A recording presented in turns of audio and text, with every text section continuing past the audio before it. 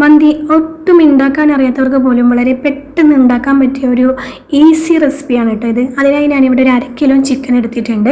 അതിലേക്ക് ഒരു പകുതി ക്യാപ്സിക്കം സവാള അരിഞ്ഞിട്ട് കൊടുക്കുന്നുണ്ട്. ഇനി ഒരു 2 മാഗി ക്യൂബ് അതുപോലെ ഒന്ന് പൊടിച്ചിട്ട് കൊടുക്കുന്നുണ്ട്. 1.5 ടീസ്പൂൺ കാശ്മീരി ചില്ലി പൗഡറും 1 ടീസ്പൂൺ ഇഞ്ചി വെളുത്തുള്ളി പേസ്റ്റും 1/2 ടീസ്പൂൺ ഗരം മസാലയും മല്ലിയും കുരുമുളകും ചെറിയ ജീരകവും മുഴുവനായി തന്നെ ചേർത്ത് കൊടുക്കാം. 1/2 ടീസ്പൂൺ ഉപ്പും ആവശ്യത്തിന് ഓയിലും ചേർത്ത് നല്ലപോലെ ഒന്ന് മിക്സ് ആക്കി എടുക്കാം.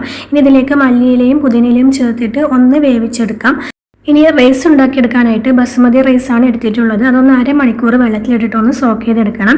ഇനി നമുക്കൊരു കുടുക്കയിലേക്ക് വെള്ളം ചേർത്ത് കൊടുത്തിട്ട് സ്പൈസസും ഓയിലും ഉപ്പും ചേർത്ത് കൊടുക്കാം. ഇനി ഇതിലേക്ക് നമ്മൾ സോക്ക് ചെയ്ത് വെച്ചിട്ടുള്ള അരിയും കൂടി ചേർത്ത് കൊടുത്തിട്ട് ഒരു 90% വരെ ഒന്ന് വേവിച്ചിട്ട് ഇതൊന്ന് ഡ്രൈ ആക്കിയിട്ട് മാറ്റി വെക്കാം കേട്ടോ. ഇനി ആ സമയം കൊണ്ട് നമ്മുടെ ചിക്കൻ ഇവിടെ വെന്ത് വന്നിട്ടുണ്ട്. അപ്പോൾ ഇതിൽ നിന്നും ചിക്കൻ പീസ് നമുക്ക് മാറ്റിയെടുക്കാം. ഇനി ആ ഒരു ഗ്രേവിയിലേക്ക് നമുക്ക് റൈസ് ചേർത്ത് കൊടുക്കാം. റൈസ് മുഴുവനായി തന്നെ ചേർത്ത് കൊടുത്തിട്ട് അതിൻ്റെ മേലേക്ക് നമുക്ക് ചിക്കൻ പീസ് ഇതുപോലെ ഒന്ന് വെച്ച് കൊടുക്കാം. ഇനി ഒരു 3-4 പച്ചമുളക് ഇതുപോലെ ഒന്ന് കുത്തി കൊടുക്കാം. ചാർക്കോളിൻ്റെ ഫ്ലേവർ ഇഷ്ടമുള്ളവർക്ക് അത് വെക്കാം കേട്ടോ. ഞാനിവിടെ അത് ചെയ്തിട്ടില്ല. അപ്പോൾ ഒരു 15 മിനിറ്റ് ദം ചെയ്തെടുത്താൽ നമ്മുടെ അടിപൊളി മന്തി ഇവിടെ ഈസി ആയിട്ടുള്ളൊരു മന്തി തയ്യാറായി കിട്ടും. അപ്പോൾ എല്ലാവരും ഒന്ന് ട്രൈ ചെയ്ത് നോക്കുക. എന്നിട്ട് ഫീഡ്ബാക്ക് ഒക്കെ ഒന്ന് അറിയിക്കുക. അപ്പോൾ ഇതുപോലത്തെ ഈസി റെസിപ്പീസിന് വേണ്ടി എൻ്റെ ചാനൽ സബ്സ്ക്രൈബ് ചെയ്യാൻ മറക്കല്ലേ. Okay, thank you.